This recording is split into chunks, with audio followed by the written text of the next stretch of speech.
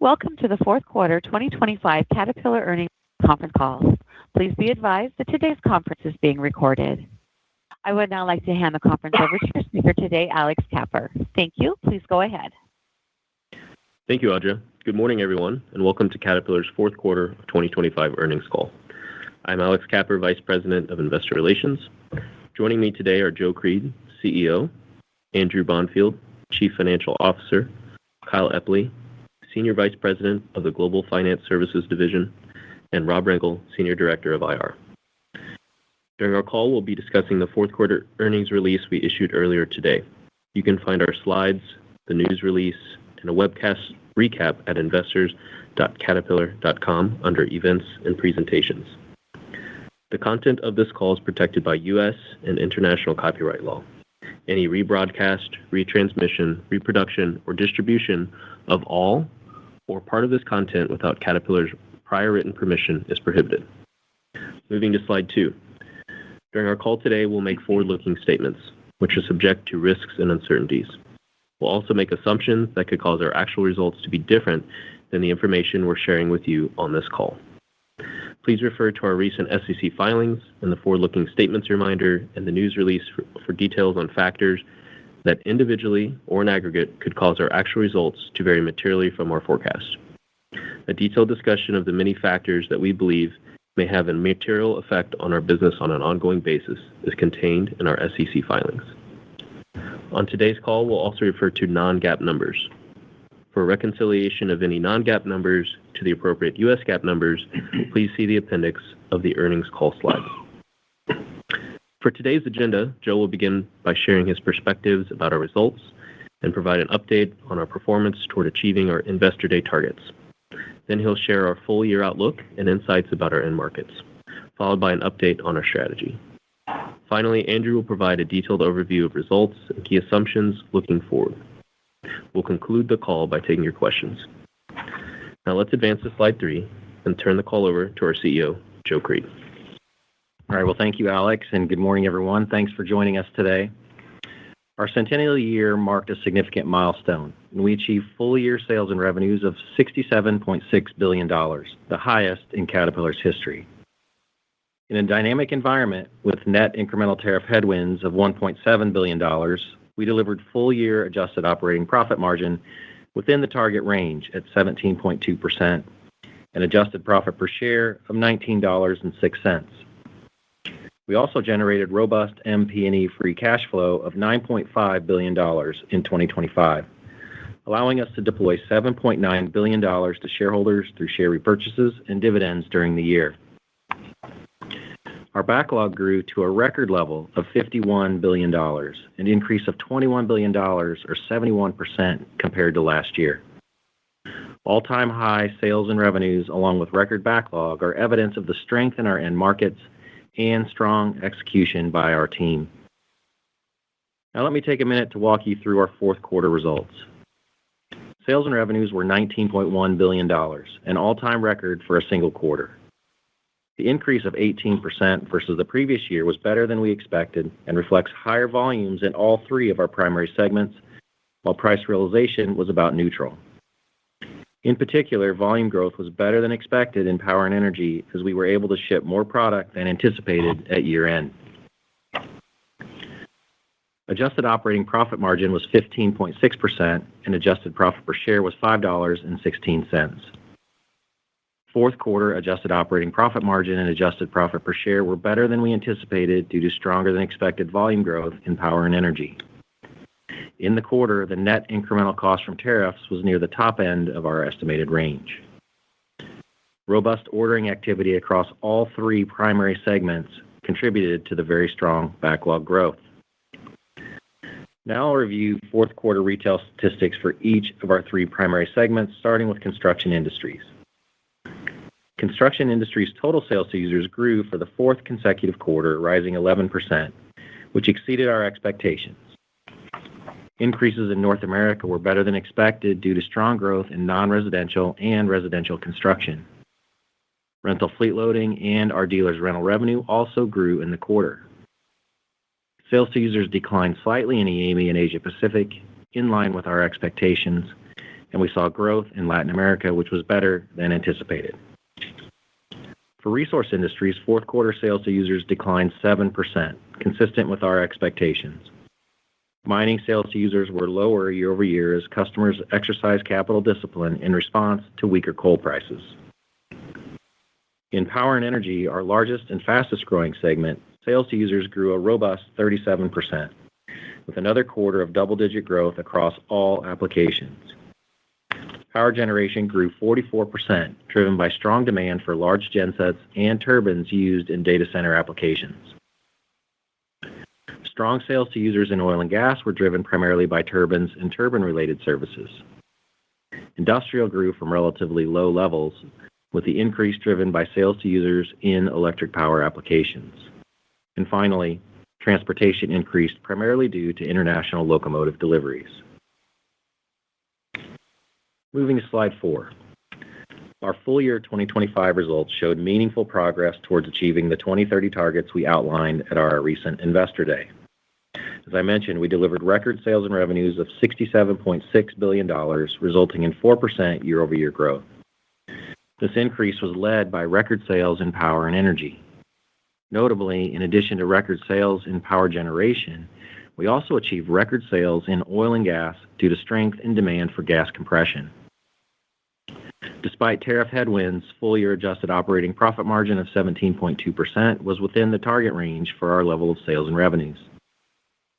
Full-year services revenues totaled $24 billion in 2025. We continued to connect more assets, growing the fleet to over 1.6 million, and made great progress in other initiatives like condition monitoring, prioritized service events, e-commerce sales, and tech-enabled machines.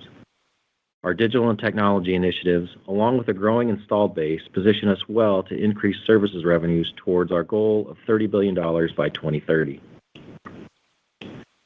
Robust MP&E free cash flow allowed us to deploy $7.9 billion to shareholders through $5.2 billion of share repurchases and $2.7 billion of dividends paid. We're proud of our continued dividend aristocrat status, paying higher dividends for 32 consecutive years, and remain committed to returning substantially all MP&E free cash flow over time. Andrew will share more about our cash deployment plans for 2026 in a moment. Turning to slide 5, I'll highlight the advancements we made towards our 2030 targets in our 3 primary segments. In 2025, construction industries growth outpaced the global industry, supported by the success of our merchandising programs. As a result, full-year total sales to users growth was 5%, advancing our progress towards the 2030 goal of growing 1.25 times the 2024 baseline. In Resource Industries, customer interest in our autonomous hauling solution remains strong, and we're making steady progress towards our 2030 goal to triple the number of Cat autonomous haul trucks in operation compared to 2024. We ended the year with 827 autonomous haul trucks in operation, up from 690 at the end of 2024. Adoption is expected to accelerate given our proven solution, our expansion into quarries, and our ability to support mixed fleets. For example, last month, Caterpillar and Sotrac, our dealer in Brazil, announced an agreement to provide Vale an autonomy solution for a mixed fleet of more than 90 trucks. Power and Energy delivered meaningful progress towards our 2030 goal to more than double power generation sales compared to 2024. In 2025, power generation sales exceeded $10 billion, which is year-over-year growth of more than 30%. We're also on track in our multi-year effort to double our large engine capacity and more than double our industrial gas turbine capacity. As we've discussed, the additional capacity will serve a broad range of applications, and the phasing will occur between now and the end of 2030. Now on slide 6, I'll provide our 2026 outlook. Overall, we anticipate full-year sales and revenues to grow around the top of the 5 to 7% long-term compound annual growth rate target. As I mentioned earlier, our record backlog of $51 billion provides strong momentum to start the year. We're also starting to get multi-year visibility in Power and Energy as we work closely with our customers to schedule factory orders in line with their project timelines. As a result, approximately 62% of our backlog is expected to deliver in the next 12 months, which is lower than our historical average. As strong backlog coupled with healthy end markets supports our expectation for volume growth in all three primary segments. We also expect all three segments to benefit from positive price realization, about 2% of total sales and revenues, and continued growth in services revenues. Full-year adjusted operating profit margin should exceed 2025 levels, but remain near the bottom of the target range for our expected sales and revenues. Our adjusted operating profit margin expectation reflects the ongoing impact of tariffs as well as investments we are making to execute our growth strategy. I remain confident that we'll manage the impact of tariffs over time as we aim to operate around the midpoint of our adjusted operating profit margin target range. Capital expenditures are expected to be around $3.5 billion, driven primarily by our capacity expansion plans. And finally, MP&E free cash flow is expected to be slightly lower than 2025, reflecting the increase in capital expenditures. Now I'll discuss our outlook for key end markets, starting with construction industries. Another year of sales to users growth is expected in 2026, supported by elevated order rates and a robust backlog. Overall, the outlook for North America remains positive as sales to users grow moderately versus last year, with construction spending remaining healthy due to IIJA funding and other critical infrastructure programs. We also anticipate accelerated investment in data centers, which will further bolster overall construction spending. Dealer rental fleet loading and rental revenue are both projected to increase compared to 2025. In EAME, economic conditions in Europe are expected to strengthen, and construction activity in Africa and the Middle East is projected to remain strong. In Asia Pacific outside of China, moderate economic conditions are expected in 2026. We anticipate positive momentum in China off of low levels, with full-year growth in the above 10-ton excavator industry. Growth in Latin America is expected to continue at a similar rate to 2025. Resource industries had positive momentum in the fourth quarter, with growing backlogs supported by healthy orders across a broad range of products. For 2026, sales to users are expected to increase, primarily driven by rising demand for copper and gold, and positive dynamics in heavy construction and quarry and aggregates. Most key commodities remain above investment thresholds, and customer product utilization is high, while the age of the fleet remains elevated. With modest increases in commodity prices projected in 2026, we expect rebuild activity to increase slightly compared to last year. And finally, for power and energy, the 2026 outlook is positive. Robust backlog growth in the fourth quarter was driven by continued momentum in both power generation and oil and gas. We anticipate growth in power generation for both Cat reciprocating engines and solar turbines, driven by increasing energy demand to support data center build-out related to cloud computing and generative AI. Additionally, we're starting to see orders for prime power trend higher as data center customers look for alternative power solutions to keep pace with their growth. For example, yesterday we announced an order for 2 gigawatts of reciprocating generator sets for a prime power application from American Intelligence and Power Corporation.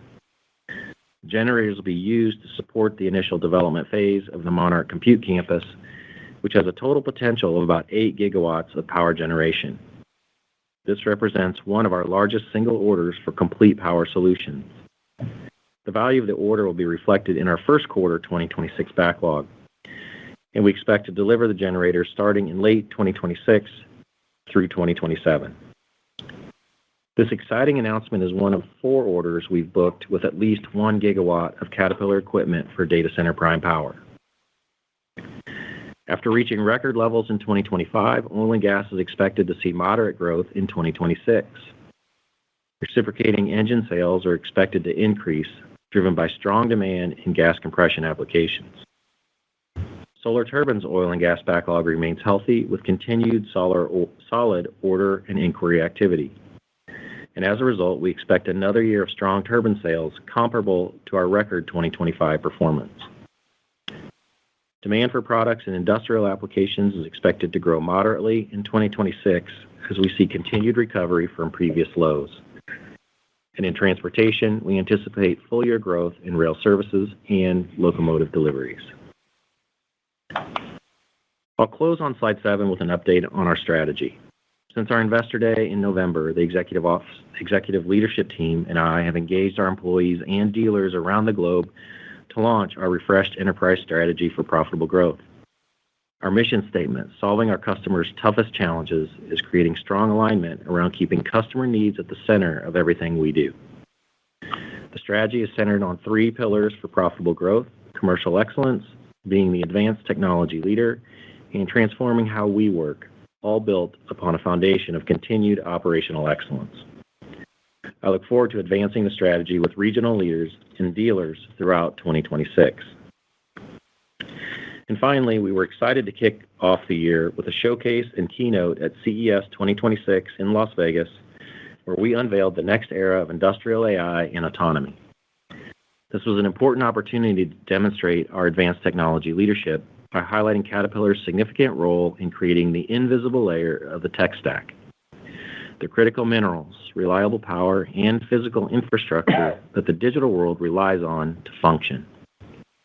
We made exciting announcements, including the launch of our new Cat AI Assistant, which will allow customers to more easily buy, maintain, manage, and operate their equipment.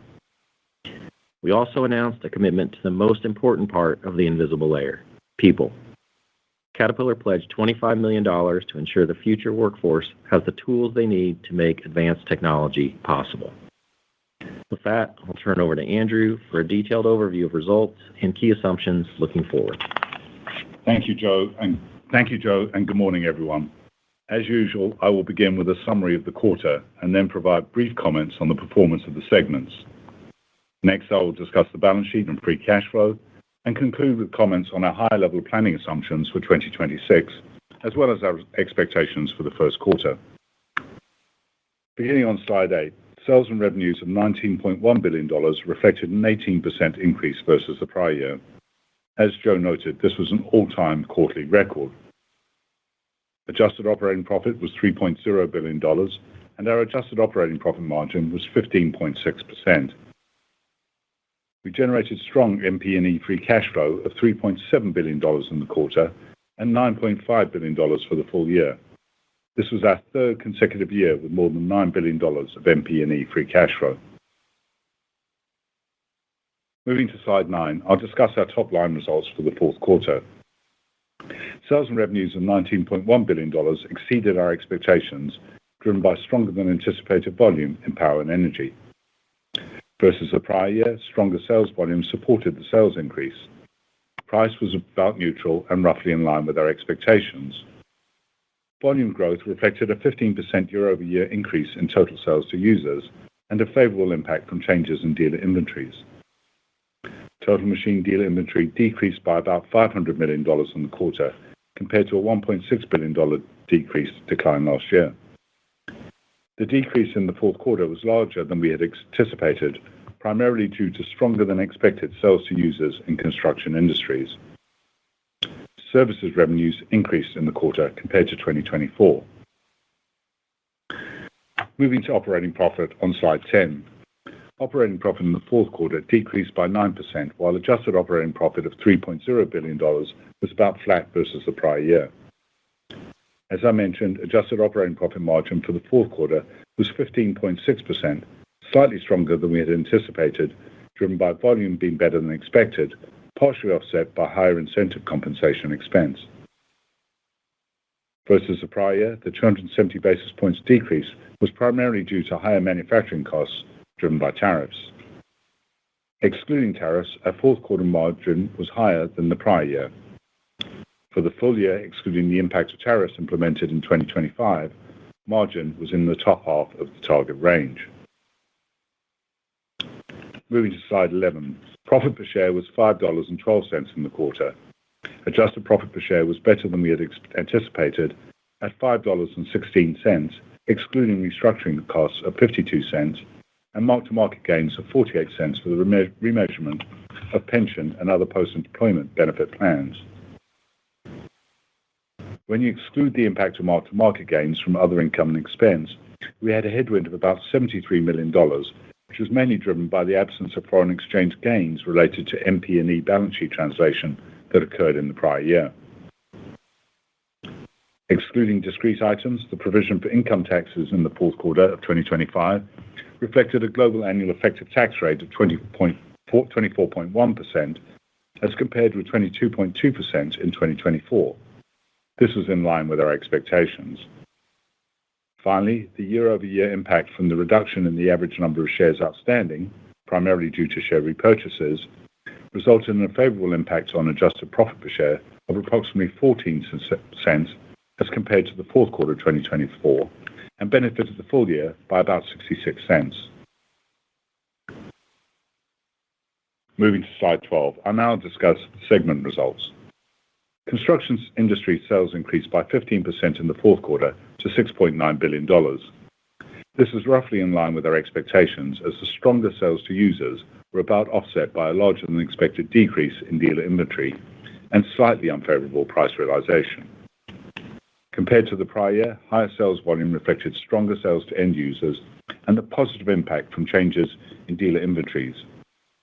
Dealer inventory decreased less during the fourth quarter of 2025 than during the fourth quarter of 2024. Fourth quarter profit for construction industries decreased by 12% versus the prior year to $1.0 billion. The segment's margin was 14.9%, a decrease of 470 basis points versus the prior year. The margin decrease was primarily due to higher manufacturing costs driven by tariffs, which had an impact of about 600 basis points on margins. The margin was lower than we had expected due primarily to higher incentive compensation and the slightly unfavorable price realization, which offset the impact of stronger volume. Turning to slide 13, Resource Industries sales increased by 13% in the fourth quarter to $3.4 billion, which was in line with our expectations. Sales volume was slightly more favorable than we had anticipated, while price realization was a slightly larger headwind than we had expected. Compared to the prior year, the sales increase was primarily due to higher sales volume driven by the impact from changes in dealer inventories. Fourth quarter profit for Resource Industries decreased by 24% versus the prior year to $360 million. The segment's margin of 10.7% was a decrease of 510 basis points versus the prior year, primarily due to higher manufacturing costs driven by tariffs, which had an impact of about 490 basis points. The margin was lower than we had anticipated, primarily due to higher short-term incentive compensation, higher tariffs, and the slightly unfavorable price realization. Now on slide 14. Power and energy sales increased by 23% in the fourth quarter to $9.4 billion. Sales exceeded our expectations, driven by stronger than anticipated volume, particularly in power generation and oil and gas. Compared to the prior year, sales increased primarily due to higher sales volume and favorable price realization. Fourth quarter profit for power and energy increased by 25% versus the prior year to $1.8 billion. The segment's margin of 19.6% increased by 30 basis points versus the prior year on the higher volume. The tariff impact was about 220 basis points. The margin was stronger than we had anticipated, primarily due to favorable volume. Price was also slightly more favorable than we had anticipated. Moving to slide 15. Financial products revenues increased by 7% versus the prior year to about $1.1 billion, primarily due to a favorable impact from higher average earning assets, partially offset by the impact from lower average financing rates. Segment profit increased by 58% to $262 million. This was due in part to a favorable impact from higher margins and insurance services due to lower loss ratios. Higher average earnings and a lower provision for credit losses also benefited profitability. Our customers' financial health remained strong. Past dues were 1.37% in the quarter, down 19 basis points versus the prior year, and our lowest year-end on record. The allowance rate was 0.86%, the lowest ever reported in any quarter. Business activity at Cat Financial remains healthy. Retail credit applications increased by 6%, and our retail new business volume grew by 10% versus the prior year. In addition, demand for our used equipment remains healthy on relatively stable pricing, while inventories remain at historically low levels. Conversion rates remain above historical averages as more customers choose to buy equipment at the end of the lease term. Moving to slide 16. As I mentioned, we continue to generate strong MP&E free cash flow with $9.5 billion in 2025, which was slightly higher than 2024 despite an $800 million increase in capital expenditures. In 2025, we deployed about $7.9 billion, or 84% of our MP&E free cash flow, to shareholders. We continue to expect to return substantially all MP&E free cash flow to shareholders over time. This quarter, we expect to enter into a larger accelerated share repurchase compared to the $3 billion ASR we executed in early 2025. Our balance sheet remains strong with an enterprise cash balance of $10.0 billion at the year end. In addition, we held $1.2 billion in slightly longer dated liquid marketable securities to improve yields on that cash. Now on slide 17. Before I begin, I'll remind you that my comments today assume the rail division is within Power and Energy, as was the case through year-end 2025. In March of this year, we will file an 8-K recasting our historical periods to reflect the movement of our rail division to Resource Industries.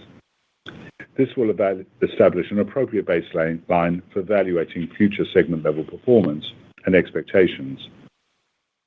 If necessary, we will also update any of our segment-specific forward-looking assumptions impacted by this change. Obviously, there will be no impact on the enterprise-wide assumptions. Now let me start with our expectations for the full year. As Joe mentioned, we expect enterprise sales and revenues to grow versus the prior year, likely around the top end of our 5 to 7% CAGR target on higher volume and favorable price realization.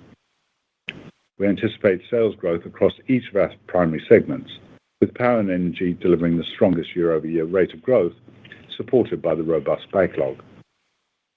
Growth in this segment will be paced by the timing of bringing our capacity increases online over the next few years. Our planning assumption is that the $500 million decline in machine dealer inventory in 2025 will be offset by an increase by the end of 2026, a tailwind to 2026 sales. As Joe mentioned, we expect favorable price realization to account for a roughly 2% increase in sales for the full year. For perspective on the quarterly sales cadence, we anticipate the lowest sales of the year to occur in the first quarter, which aligns with our normal seasonal pattern. On enterprise adjusted operating profit margin, excluding the impact of tariff costs, we expect to be in the top half of the target range at our anticipated sales level, supported by favorable price realization and volume. Specific to volume growth, we anticipated the attributable profit pull-through or incremental margin to reflect our recent operational performance, which has been impacted by tariffs in contrast to prior years. We are committed to investing for long-term profitable growth, which includes capacity investments which will impact depreciation expense and higher technology and digital spend. We believe these investments will support future absolute OPAC dollar generation, which I'll remind you is our definition of winning. Including the impact of tariffs, we expect margin to be near the bottom of the target range. I'll provide some perspective, but let me explain how we intend to report to you about tariffs as we move forward. The absolute dollar value of new tariffs imposed in 2025 was $1.8 billion. Mitigating actions can come in two forms. First of those that reduce the direct tariff exposure bill, which will include actions like sourcing changes. These reduce the actual dollar value of tariffs paid. And second, there are cost control actions and pricing, which help reduce the impact on our profitability. Most of the actions taken in 2025 related to cost controls, which could be specifically attributed to tariff mitigation, and these amounted to around $100 million, resulting in a net incremental tariff impact of $1.7 billion. Looking forward, it will become increasingly challenging to parse out and track whether cost control or price action is directly tied to tariff mitigation versus being taken in the normal course of business. Therefore, going forward, we will report our absolute incremental tariff cost, which will only take into account those mitigating actions that reduce the absolute value of the tariff exposure. As a reminder, the incremental tariffs we will report are measured against the 2024 base year. For the full year, incremental tariff costs are expected to be around $2.6 billion, which is $800 million higher than incurred in 2025. If we did not take the actions we plan to take in 2026, this bill will be around 20% higher. We expect incremental tariff costs of around $800 million in the first quarter, a level similar to the fourth quarter of 2025. The run rate should improve towards the second half of the year as we take actions to reduce our tariff exposure. Finally, please remember that tariffs are volume sensitive. We will continue to take actions to manage our costs in the normal course of business and remain committed to operate within our adjusted operating profit margin target range, with the goal of being around the midpoint of the range over time. Now, concluding our expectations for the year, we expect restructuring costs of roughly $300 to $350 million. Our global annual effective tax rate is anticipated to be 23%, excluding discrete items. MP&E free cash flow should be slightly lower than 2025, reflecting the higher CapEx of around $3.5 billion in 2026. Now turning to slide 18. To assist you with your modeling, I'll provide color on the first quarter. Starting with the top line, we would expect stronger sales and revenues versus the prior year. We anticipate stronger volume, including sales to users growth and a tailwind from machine dealer inventories. We expect a more typical machine dealer inventory build this quarter, aligning with a seasonal pattern, which is a first quarter build in excess of $1 billion. This compares to flash levels in the first quarter of 2025. We also anticipate a favorable impact from price realization. In construction industries in the first quarter, we anticipate strong sales growth with the increase versus the prior year, driven by volume and favorable price realization. We expect continued sales to users growth, with our confidence supported by the strong order rates and backlog. In addition, we anticipate a sizable benefit from changes in dealer inventories, given a more typical seasonal build in the first quarter. In resource industries, we anticipate strong sales growth versus the prior year, driven by volume, including healthy sales to users growth, and a favorable impact from changes in dealer inventory. Price realization should be relatively flattish, though we anticipate favorability as we move through the year. In power and energy, we anticipate sales growth versus the prior year, driven by strength in power generation and oil and gas, along with favorable price realization.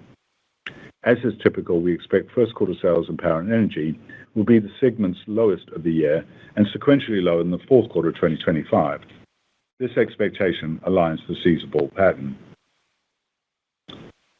Now I'll provide some color on our first quarter margin expectations.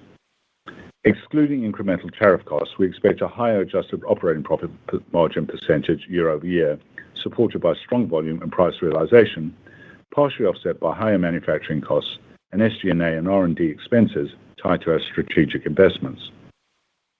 As a reference, we would expect some seasonal margin uplift in the first quarter compared to the fourth quarter of 2025. Including incremental tariff costs at a level similar to the fourth quarter, or around $800 million, margin is expected to be lower than versus the prior year. Now on to first quarter margin expectations by segment. In construction industries, excluding incremental tariff costs, we anticipate a higher margin percentage compared to the prior year on favorable price realization and volume, partially offset by higher manufacturing costs. In resource industries, excluding incremental tariff costs, we anticipate slightly lower margin percentage compared to the prior year, as favorable volume is more than offset by unfavorable manufacturing costs and higher SG&A and R&D expenses, including spend on strategic investments in autonomy. We do anticipate some unfavorable mix impact, as we expect proportionally higher sales of original equipment compared to the prior year. In power and energy, excluding incremental tariff costs, we anticipate a higher margin percentage compared to the prior year, driven by favorable volume and price realization, partially offset by higher manufacturing costs, particularly spend including higher depreciation related to our capacity expansion projects. During the first quarter, we anticipate around 50% of the incremental tariff costs will be in construction industries, 20% in resource industries, and 30% in power and energy. All segment margins are expected to be lower than they were in the first quarter of 2025, after taking into account incremental tariffs. So turning to slide 19, let me summarize. In a year marked by uncertainty, our team delivered record sales and revenues, maintained adjusted operating profit margin within our target range, and achieved a healthy adjusted profit per share of $19.06. We generated $9.5 billion of MPE free cash flow, our third consecutive year of generating over $9 billion. For 2026, we anticipate sales growth across all three primary segments, driven by stronger volume and price. We also anticipate services revenue growth. Excluding the impact of incremental tariffs, we expect adjusted operating profit margin to be at the top half of our target range, but near the bottom, including tariffs.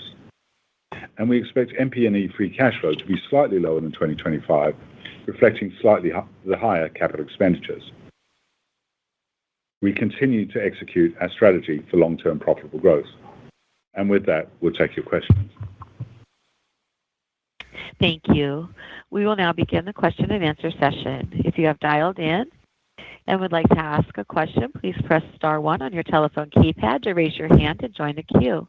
If you would like to withdraw your question, simply press star one again. Please note, we are only allowing one question per analyst. Your first question comes from the line of Mig Dobre with Baird. Your line is now open. Thank you for taking the question, and good morning, everyone. The thing that obviously stood out most in the quarter was just the very impressive order growth and backlog growth that you have had. And I guess my question related to this, maybe twofold. First, can you comment a little bit about what's happening in some of the other segments outside of maybe E&T or power generation? And then as you sort of think on a go-forward basis, if I understand correctly, you've got roughly $20 billion of backlog that is not going to be delivered in the near term. And it sounds like this figure might further grow as we think about Q1. So how do you think about these deliveries that now are stretching into 27 and beyond? And I'm asking through the lens of price cost, making sure that you are ensuring that you have the proper margins and the proper pricing, given how volatile just the cost picture and the tariff picture has been. Thank you. Yeah, good morning, Mig. This is Joe. Thanks for that question. There's a lot in there. I'll try to make sure I get to most of them. So we are really excited. I'm really excited about how we finished the year with our backlog at $51 billion. That's 70% higher than year-end prior and $11 billion higher than where we finished the third quarter. So as you suggest, I'll talk about it and frame it in the way of order rates that we saw in the fourth quarter, and they were strong in all three segments. It's not just power and energy. CI had one of its best quarters from an order standpoint ever, supported by both a growing industry that we think, confidence in the industry in 26 from us and our dealers, and strength in our STUs. We've continued to outperform the industry, and we hope to try to do that again here in 2026. I'd say for CI as well, just keep in mind we're also returning to a more normal seasonal pattern. So the selling season, coming in the spring and us getting ready for that, we entered 2025, at a much slower pace, and so we're getting back to more normal seasonal patterns in CI. RI had a great order run rate in the quarter. It's one of the best quarters since 2021 that we've seen, and that's supported by strength in heavy construction in North America, as well as some good mining orders, particularly in South America related to copper mining. And then obviously power and energy had a really strong order intake quarter as well. Power generation continued to be strong. We're seeing more deals, a little more mix into prime power, like the one that we announced yesterday, which obviously wasn't in this backlog figure. It'll come in the first quarter.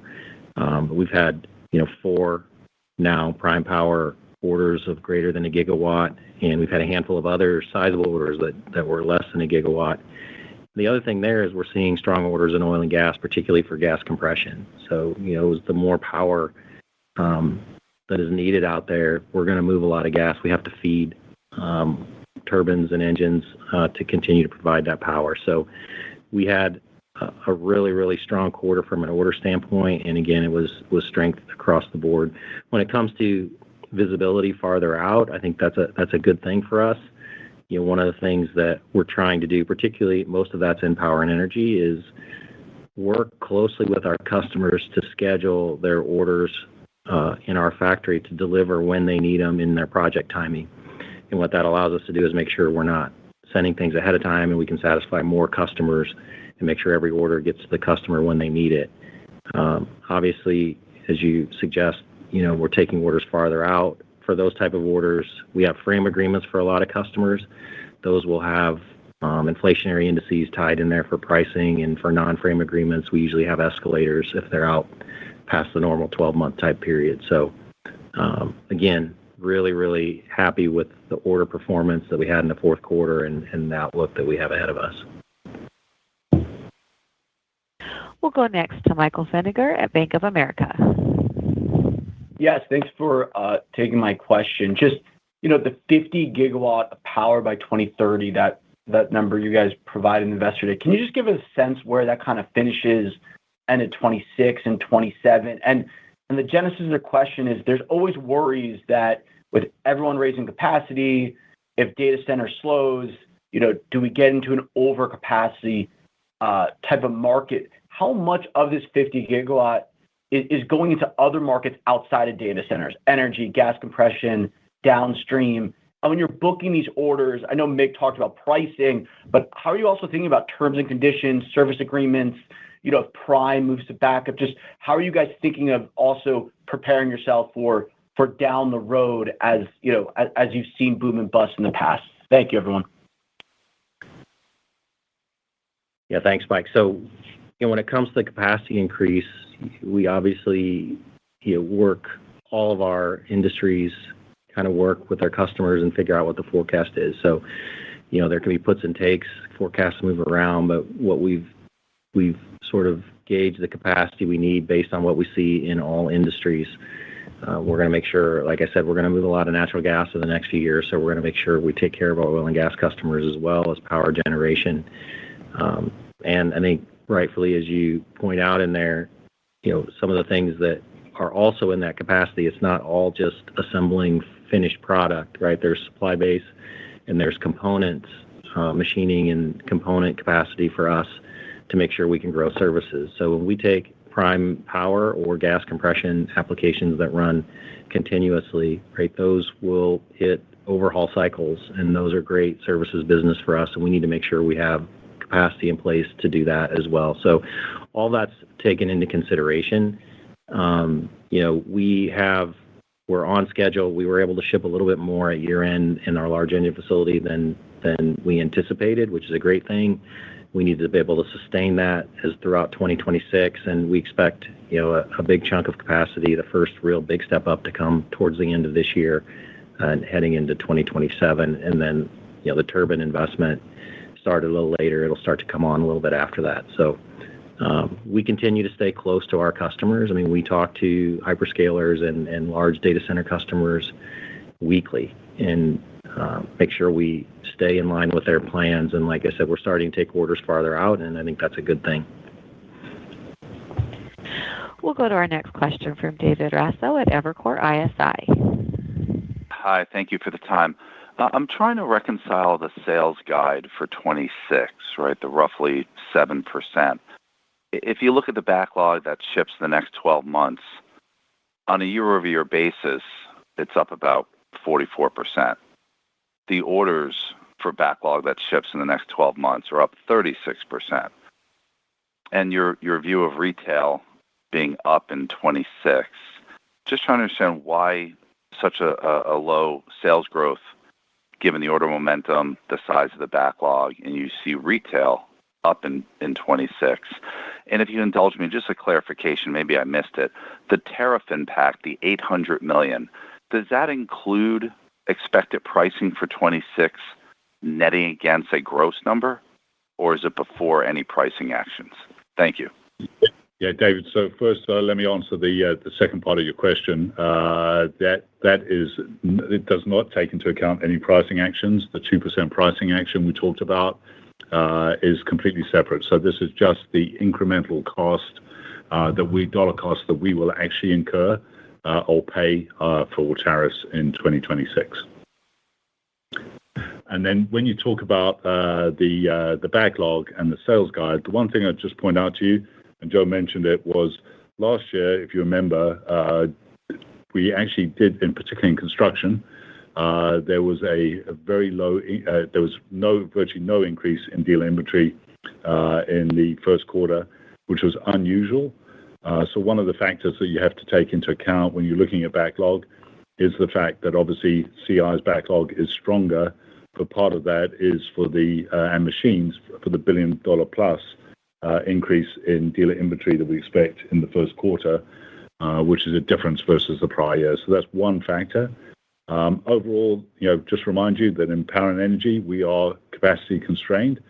Obviously, we are basing our estimates based on the capacity we have today.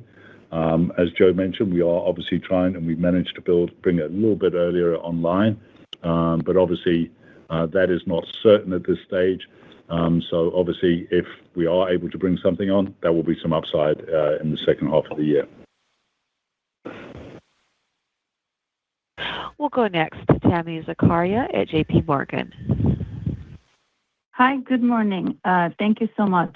So the AIP announcement last night, could you give some color on what the battery energy storage system opportunity could be for an order of that magnitude? In addition to recip engines, could it be half and half, 25, 75, 75, 25, or any color on the revenue mix between engines and BESS would be helpful. And related to that, do you have enough capacity for BESS products? Should there be more deals like this? Hey, good morning, Tammy. Most of that order is going to be, in generators and natural gas generators.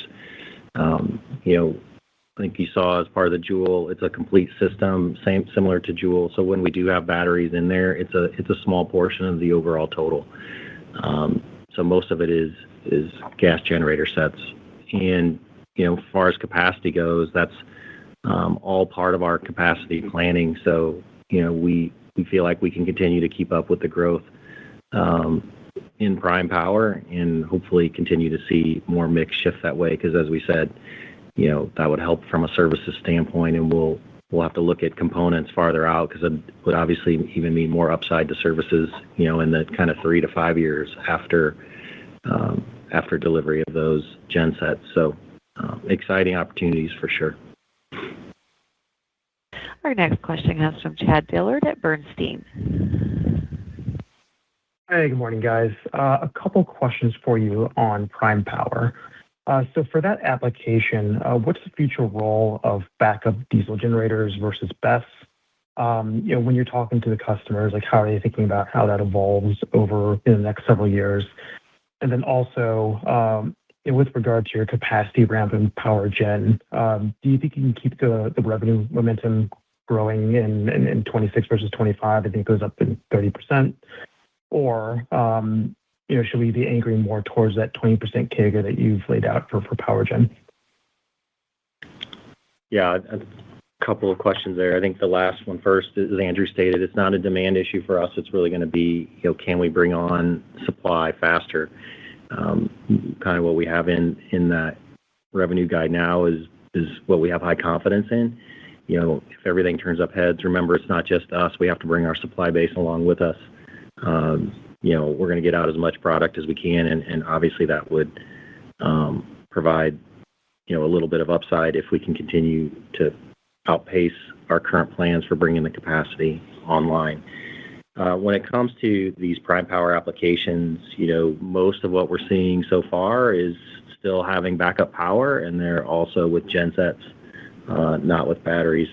In fact, in these, they're using our fast start gas gen sets for backup power versus diesel when they do a couple of the big orders we've seen for gas prime power. So right now we're not seeing 100% battery backup.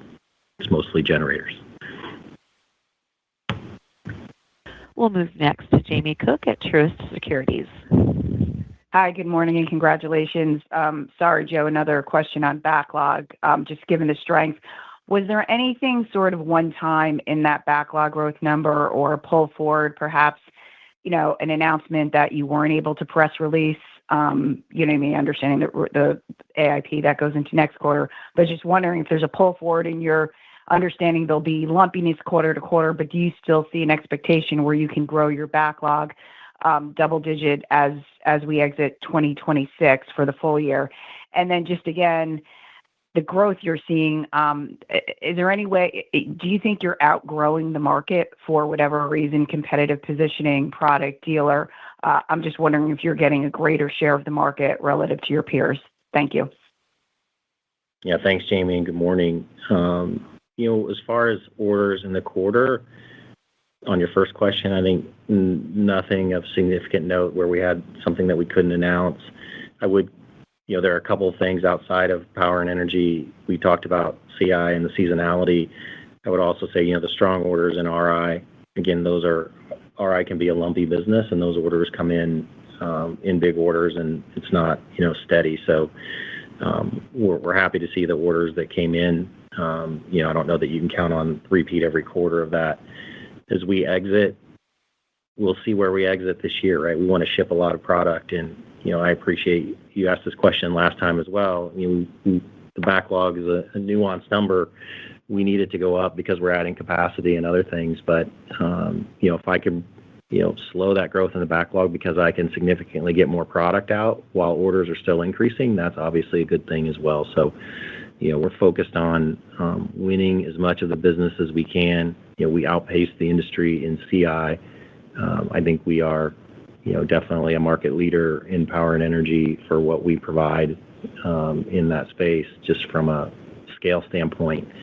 So, and we have the widest offering below 38 megawatts between turbines and engines, and burn a lot of fuel. So we feel really good in our competitive position.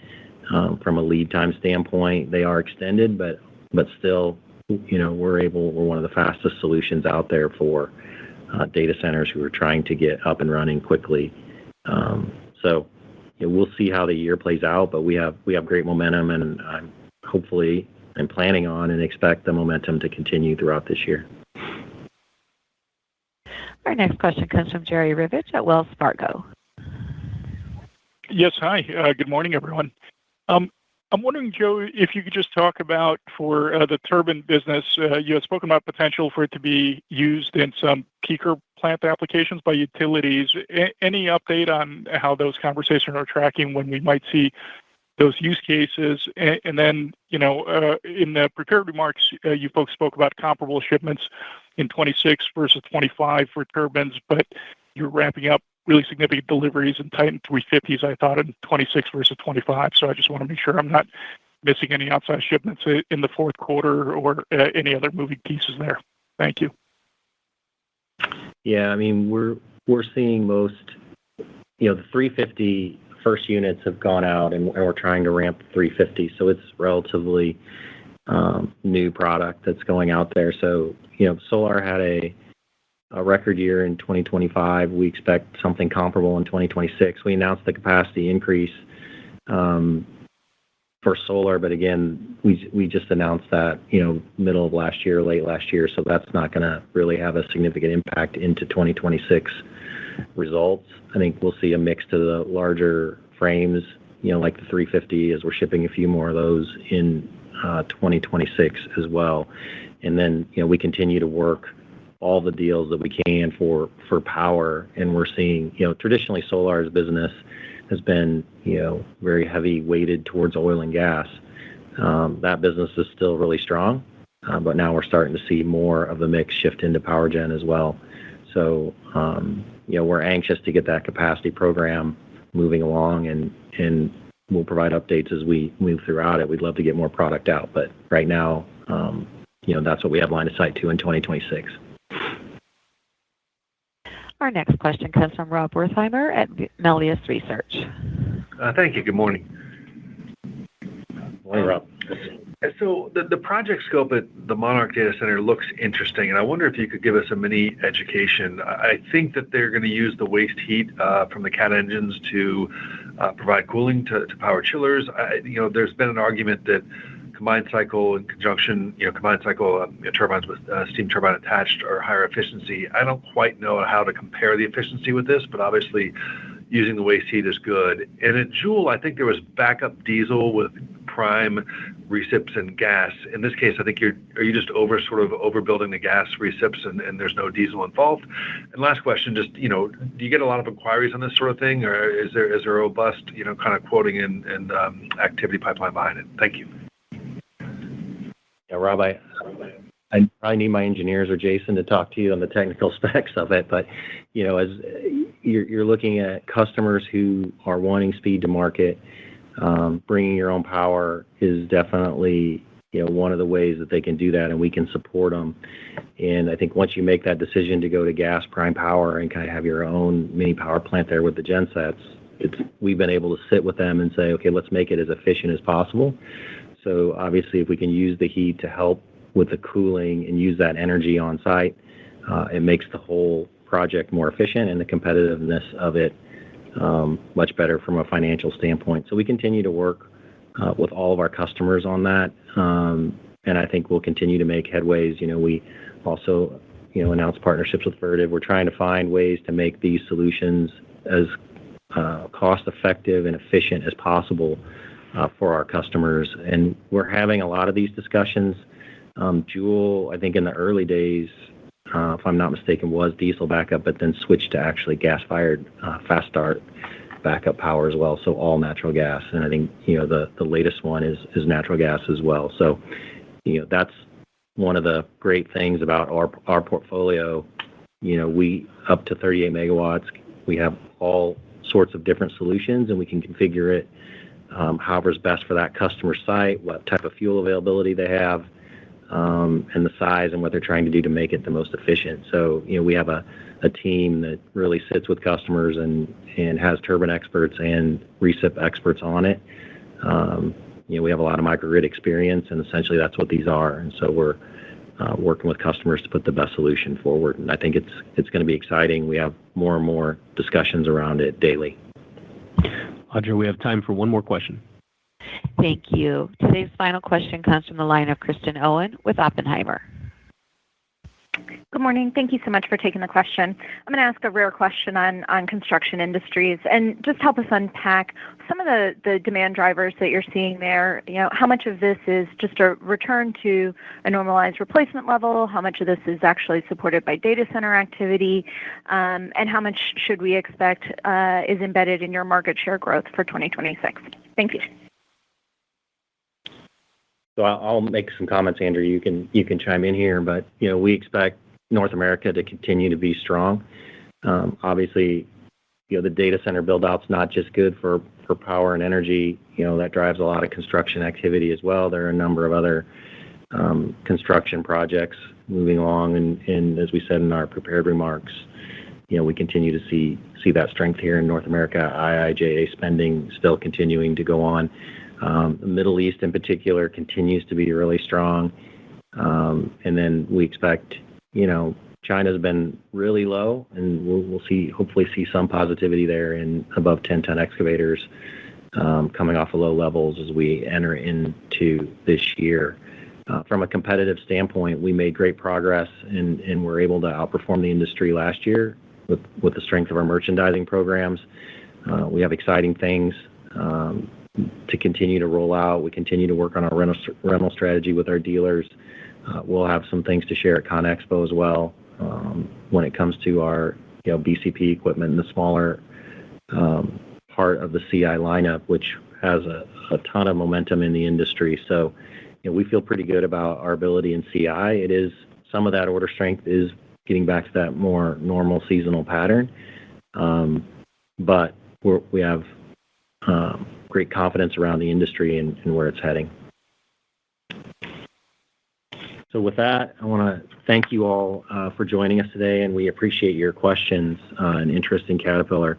I'm really proud of our team. We had exceptional performance in 2025 as they delivered record sales and revenues, adjusted operating profit margin that was within our range, and robust MP&E free cash flow. These results demonstrate the strength of our end markets and our team's disciplined execution. So with a record backlog, we enter the new year with strong momentum and a continued focus on delivering long-term value for our customers and our shareholders. Now I'll turn it back to Alex. Thank you, Joe, Andrew, and everyone who joined us today. A replay of our call will be available online later this morning. We'll also post a transcript on our investor relations website as soon as it's available. You'll also find a fourth quarter results video with our CFO and an SEC filing with our sales to users data. Click on investors.caterpillar.com and then click on financials to view those materials. If you have any questions, please reach out to me or Rob Rengel. The investor relations general phone number is 309-675-4549. Now let's turn it back to Audra to conclude our call. That concludes our call. Thank you for joining. You may all disconnect.